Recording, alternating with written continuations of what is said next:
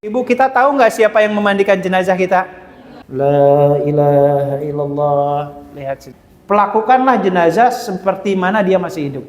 Dia dianjurkan rambut jenazah untuk disisir. Kalau perempuan sunahnya seperti ini.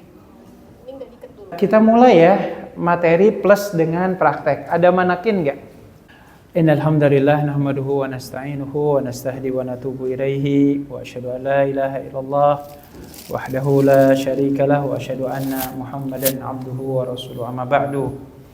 Allahumma inna nas'aluka ilman nafi'an wa rizqan thayyiban wa amalan mutaqabbalah. Allahumma 'allimna bima yanfa'una wa 'allimna bima jahilna wa zidna hudan wa taufiqan wa sarahan ya rabbal alamin. Allahumma amin amin ya rabbal alamin. Amin. Puji setelah syukur kita panjatkan kehadirat Allah Azza wa Jalla. Alhamdulillah di pagi menuju siang hari ini berkenan Allah mempertemukan kita semua. Mudah-mudahan hadirnya kita di sini dalam rangka menggugurkan satu di antara kewajiban yang Allah bebankan kepada wabil khusus masyarakat atau warga di perumahan sekitar kita. Amin. Sebagaimana tadi disampaikan oleh Pak Haji Rahmat, bahwasanya belajar pengurusan jenazah ini hukumnya fardu kifayah. Maka insya Allah sepulang dari pelatihan ini insya Allah langsung siap mempraktekannya. Insya Allah ya. Pada senyum semua. Ayo. Saya yakin di sini sudah banyak yang ikut pelatihan, udah berulang kali, tinggal prakteknya yang belum. Salawat dan salam mudah-mudahan senantiasa terlimpah curahkan teruntuk suri teladan kita Habibana wa Nabiyana Muhammadin sallallahu alaihi wasallam, teruntuk para sahabat, tabi'ut tabi'in, dan kita semua di sini. Insyaallah hadirnya kita di sini niatan baik, niatan tulus ikhlas ingin belajar bagaimana cara pengurusan jenazah yang insyaallah sesuai dengan tuntunan syariat. Agar kenapa ada sebuah ungkapan kama tadinu tudan. Ketika kita memperlakukan orang lain, maka kita akan diperlakukan dengan cara yang sama. Kalau hari ini kita belajar fikih jenazah, mengurusnya dan seterusnya terus kita praktekkan, esok kemudian hari kita wafat, insya Allah jenazah kita pun akan diperlakukan dengan cara yang sama. Bapak Ibu yang dirahmati Allah Ta'ala, bicara pengurusan jenazah, setiap hari itu di dunia insya Allah ada selalu yang wafat. Dan dari sekian banyak orang yang wafat itu, saya yakin sebagai seorang muslim dan muslimah, kewajiban mengurus jenazah itu sesuatu yang sifatnya mengikat. Cuman pertanyaannya Bapak Ibu, ketika jenazah itu dimandikan, ketika jenazah itu khususnya disolati atau disolatkan? Disolatkan ya? Takut saya salah.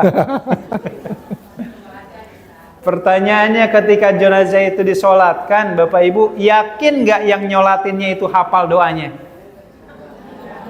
Nah itu tuh. Saya juga cek orang Karawang macang saya ragu. Meskipun secara fisik yang nyolatin itu banyak, pertanyaannya doanya hafal nggak? Nah, termasuk kita-kita yang hadir di sini, doa sholat jenazahnya hafal nggak? Karena kata Rasulullah kan, kalau jenazah itu disolatin minimal 40 orang, bahkan lebih, itu akan menjadi penyebab jenazah itu mendapatkan syafaat dari Rasulullah. Tinggal pertanyaannya, sholat yang seperti apa yang akan menjadi penyebab jenazah ini dapat syafaat dari Rasulullah. Maka niatkan ya, ibu-ibu, niatkan hari ini kita bukan hanya sekedar bisa memandikan, mengkafani, tapi ada juga yang tidak kalah penting, bisa mensolatkan jenazah. Rasulullah SAW mengatakan, ini sebagai pembuka pertemuan kita hari ini dalam hadis Sahih Bukhari Muslim, kata Rasulullah, man syahidal janazata hatta yusalliya falahu qirat wa man syahida hatta tudfana falahu qiratan. Kata Rasulullah SAW, orang yang datang ke keluarga yang terkena musibah kematian, gak cuma datang doang, tapi ikut nyolatin, maka orang tersebut pahalanya dapat 1 qirat. Tapi orang yang datang nggak cuma nyolatin saja, bahkan mengikuti seluruh prosesi pengurusan jenazah tersebut, kecuali kalau ibu-ibu tidak dianjurkan sampai ikut ke pemakaman ya. Maka kata Rasulullah, kita dapat 2 qirat. Para sahabat bertanya, ya Rasulullah, qirat itu apa? Kata Rasulullah, qirat itu satu bukit yang terbuat dari emas dan permata. Jadi insya Allah kita nanti masuk surga karena kita sering bahasanya ya terlibat dalam pengurusan jenazah. Masya Allah, berapa bukit yang akan Allah berikan untuk kita di surga nanti, yang bukit ini terbuat dari emas dan berlian. Kalau kira-kira nih dibuka lowongan ya dibuka lowongan memandikan, mengurus dan seterusnya ya, ditarif per pengurusannya 10 gram emas, kira-kira mau nggak? 10 gram ibu-ibu, Masya Allah, 10 gram kan berapa juta hari ini. Baik, nah singkatnya ini mudah-mudahan menjadi ajang motivasi, mobil khusus karena terkadang banyak ibu-ibu itu yang datang ke acara ke rumah orang yang terkena musibah itu hanya sekedar untuk melayat saja. Takziahnya hanya menyampaikan kata-kata bela sungkawa saja, sementara nyolatinnya enggak, apalagi memandikan dan seterusnya. Baik, kita mulai Bapak Ibu yang dirahmati Allah Ta'ala, wabil khusus ibu-ibu camat yang dirahmati Allah. Ya. Camat enggak diundang perasaan Ustaz camat di sini, emang enggak diundang, kita kan camat semua, calon mati ya. Baik, Rasulullah SAW mengatakan, ini sebagai muqaddimah awal setelah hadis yang kedua tadi. Kata Rasulullah, innallaha idza ahabbal abda ista'malahu. Kata Rasulullah, Allah itu kalau mencintai hambanya, pasti Allah akan ngerjain dia. Kata para sahabat, maksudnya ngerjain apa ya Rasulullah? Kata Rasulullah, yuwaffiqahu ala amalin. Sebelum Allah mencabut nyawanya, Allah akan berikan hidayah dan taufiknya, sehingga orang ini sebelum meninggal, dia masih sempat melakukan amal soleh. Jadi pada saat melakukan amal soleh, baik itu ketika dilakukan atau sesudah dilakukan, langsung meninggal dunia, insya Allah itu tanda Allah mencintai kita semua. Nabi ini hal yang perlu kita perhatikan, karena Bapak Ibu, kalau berbicara tentang melakukan kebaikan-kebaikan, Imam Ibnu Katsir mengatakan gini, siapa orang yang terbiasa melakukan sebuah amalan, kadang amalan ini akan dibawa pada saat dia akan meninggalnya. Kalau ibu-ibu hobinya nyanyi tembang lawas, ya jangan-jangan naudzubillah ketika nanti sakaratul maut hanya nyanyi tembang lawas saja yang keluar dari mulutnya. Bapak-bapak hobinya main catur, ya nanti ditahakin tuh bukan ngucapin la ilaha illallah, tapi ucapan yang lain.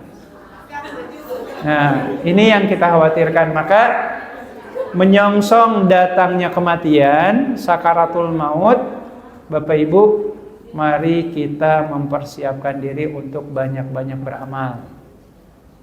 Amalan apapun itu. Baik. Kita mulai ke pembahasan inti kita. Orang itu ketika akan wafat, sakarat itu artinya apa Bapak Ibu? Kalau secara harfiah, sakarat itu artinya hilangnya kesadaran. Sehingga kalau ada orang yang mengalami sakaratul maut, wallahu alam, apa yang dia ucapkan, apa yang dikatakan itu adalah ucapan yang paling akrab dengan lisannya. Pernah ngelihat orang yang mabok? Enggak ya? Mungkin di TV-TV. Orang yang mabok itu kan secara sifat asalnya, kesadarannya itu kan udah lepas kontrolnya. Tapi dia masih berucap-ucap, bisa berkata-kata, bisa berbuat. Maka disinilah yang perlu kita pahamkan. Insya Allah saya, Pak Haji Rahmat, dan kita semua ini semua akan mengalami sakaratul maut. Berharap mudah-mudahan nanti pada saat sakaratul maut itu tilawah Al-Quran yang keluar dari lisan kita. Ya, yang baik-baik yang keluarnya, bukan yang tidak baik. Oke, baik. Kita mulai ya materi plus dengan praktek. Ada manakin nggak? Boleh langsung disiapkan. Punten, izin saya berdiri ya. Wah ini, oke. Katakanlah orang ini dalam posisi sakaratul maut. Secara ciri-ciri fisiknya, mungkin Bapak Ibu juga sudah tahu. Rasulullah SAW mengatakan, kata Rasulullah SAW, Inna ahadakum idza qubida tabi'ahul basar, atau innal mayyita idza qubida tabi'ahul basar. Kata Rasulullah SAW, apabila seseorang itu akan meninggal dunia, maka arwahnya itu akan dicabut dari ubun-ubunnya dan matanya itu akan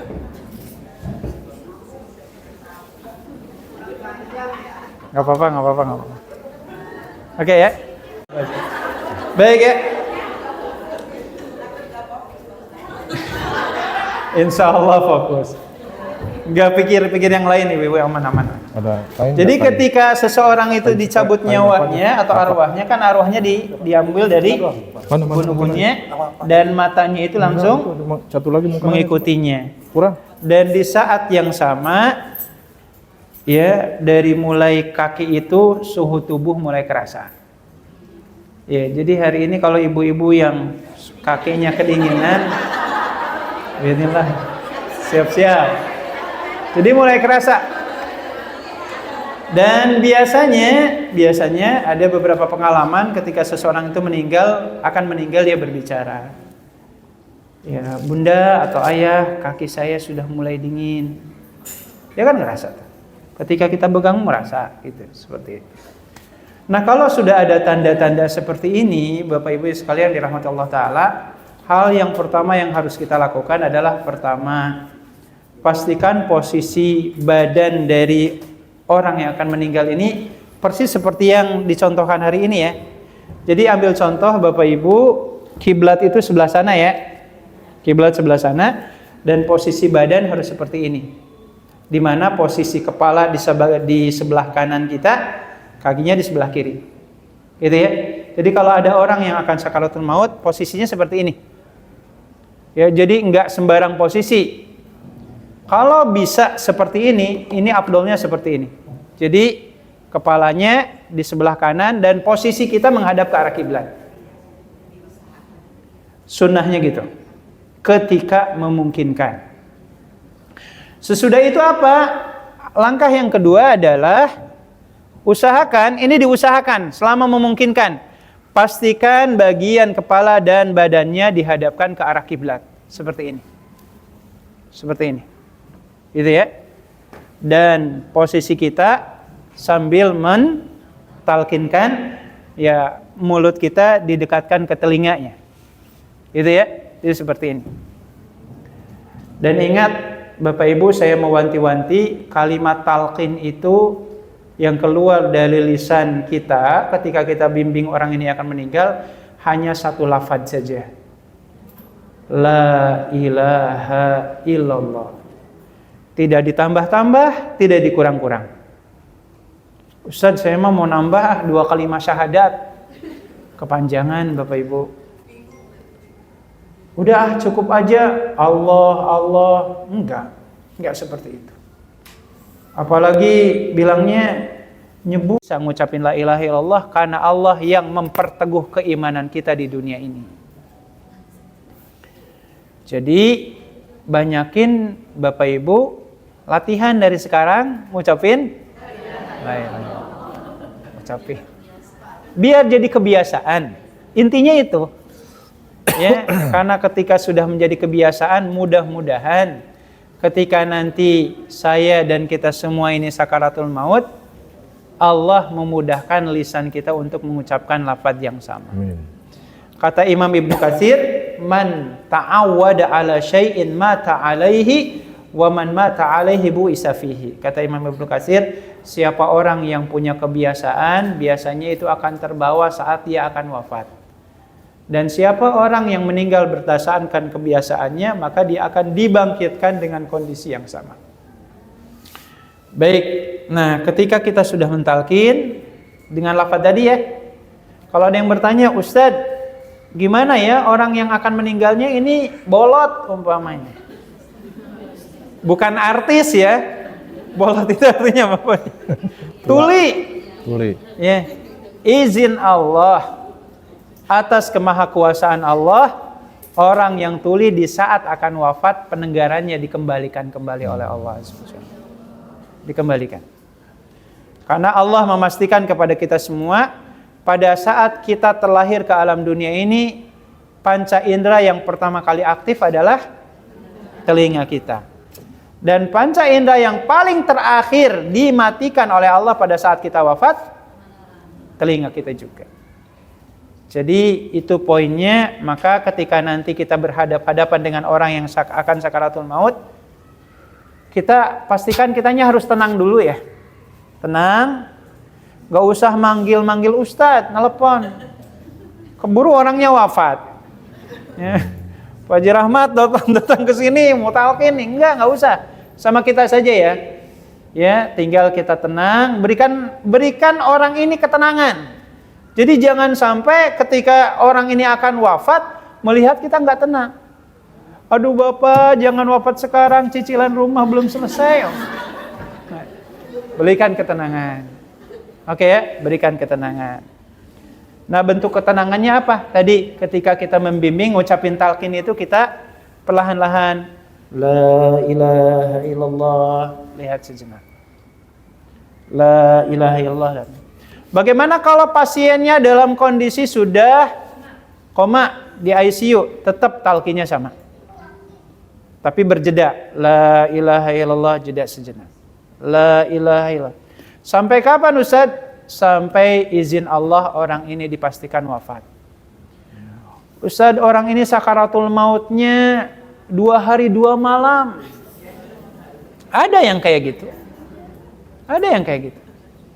Ya talqinnya pun selama itu juga gantian. Dan ketahui Bapak Ibu sekalian, setan sudah teruji kesabarannya. Itulah. Setan itu sudah qualified, sudah mendapatkan sertifikat dari Allah. Ya. Sampai kapan? Sampai hari kiamat. Maka setan gak mau kita ini wafat dalam kondisi ngucapin la ilaha illallah. Maka bersabar. Jadi jangan sampai, oh ini mah orang ini susah wafatnya karena pasang susuk. Jadi katanya harus pakai bambu kuning. Enggak ada yang kayak gitu-gituan. Masa ada harus pakai apa? Daun kelor. Masa ada malaikat menunda kematian seseorang hanya karena enggak ada bambu kuning atau daun kelor? Kada. Orang itu meninggal memang sudah tiba masanya. Nah, kalaupun seandainya orang yang bersangkutan ini dalam kondisi menjelang kewafatannya, mohon maaf, terkenal suka melakukan kesyirikan dan seterusnya, maka motivasi dia untuk bertaubat, ya, melepaskan diri dari apa yang pernah dilakukan semasa hidupnya. Sesudah itu kita bimbing orang ini agar meninggal bisa dalam kondisi yang baik. Baik ya. Jadi ini tahapan yang pertama. Pastikan jenazah. Pastikan orang ini posisinya menghadap kiblat dan posisi kepalanya di sebelah kanan kita. Ini sama persis ketika jasad ini nanti dimasukkan ke liang lahat. Termasuk sama persis juga disunahkan pada saat kita tidur di setiap malamnya. Ya, kalau Bapak Ibu mau ngecek nanti coba lihat ya posisi ranjangnya sudah pas nggak sama seperti liang kubur kita. Atau sama seperti ketika tubuh kita akan disolatin. Gitu ya. Kok kenapa seperti itu? Rasulullah mengatakan an-naumu akhul mauti. Tidur itu adalah saudara kembarnya kematian. Maka sama ya, orang tidur juga arwahnya dicabut. Makanya pentingnya sebelum tidur itu wudu dulu. Kalau kita khawatir nggak tahajud, witir dulu sebelum tidur. Tujuannya apa? Kalau Allah mewafatkan kita, yang biasanya yang membangunkan suami umpamanya, tiba-tiba yang ngebangunin, man rabbuka. Alhamdulillah kita dalam kondisi wudu, bahkan sempat sholat, insya Allah wafatnya pun dalam kondisi yang baik. Baik, ini langkah yang pertama. Ketika kemudian biidznillah sudah dipastikan orang ini meninggal dunia, maka hal yang selanjutnya kita lakukan adalah ditutup matanya, dirapatkan dagunya. Kalau dagunya mohon maaf menganga, ya kita ambil seutas kain, diikat. Ya, diikat, lalu kemudian posisi ini harus kita ingatkan juga ya, pergelangan badannya dipijit-pijit, ibu-ibu dan bapak-bapak. Dipastikan ya, dipijit-pijit itu untuk apa? Agar tubuhnya tidak cepat kaku. Gak ada doa-doa khusus, gak ada minyak-minyak khusus juga, enggak. Pijit-pijit untuk meminimalisir agar jangan cepat kaku. Sesudah itu baru kemudian jenazahnya ditutup pakai kain dari kepala sampai ujung kaki. Ketika ini sudah selesai, saya lupa, ada satu doa yang disunahkan dibaca. Tepatnya ketika orang ini sudah meninggal ya, ditutup matanya, dirapatkan mulutnya, sesudah itu kita berdoa. Sudah di-share ya Mas Andri? Rasulullah SAW ngajarin doa. Ada di sini. Oh, cuman kejauhan ya, nggak kelihatan. Mungkin nanti bisa di-share aja ya filenya. Udah di-share ya Bunda ya? Ke PJ acara. Oke. Jadi Rasulullah SAW ngajarin doa, Allahumma gfir, siapa namanya? Allahumma gfir li, bapak siapa atau ibu siapa. Nanti ada di file ya Bu ya. Walfa' darajatahu fil mahdiyyin wafsah lahu fi qabrihi wa nawwil lahu fihi wa khlufhu fi aqibihi. Ya Allah, ampunilah dosa-dosa bapak ini atau ibu ini, angkatlah derajatnya, lapangkanlah alam kuburnya, terangilah alam kuburnya dengan amal-amalnya, dan berikanlah pengganti kenikmatan yang baik untuk almarhum sebagaimana kenikmatan itu pernah Engkau berikan semasa hidupnya. Nah gitu ya. Baru sesudah itu ditutup dan kita memulai ke tahapan selanjutnya. Proses memandikan. Nih ya, dalam pelaksanaannya Bapak Ibu sekalian, enaknya kalau nanti timnya banyak, enaknya itu dibagi 2 tim. Yang satu tim menyiapkan kain kafan, yang satu tim memandikan jenazah. Agar ketika jenazahnya selesai dimandikan, bisa langsung dikafanin. Biar nggak lama-lama gitu. Kasihan kan, takut masuk angin kelamaan jenazahnya. Biidznillah. Baik. Oke. Kita mulai, katakanlah jenazah ini dalam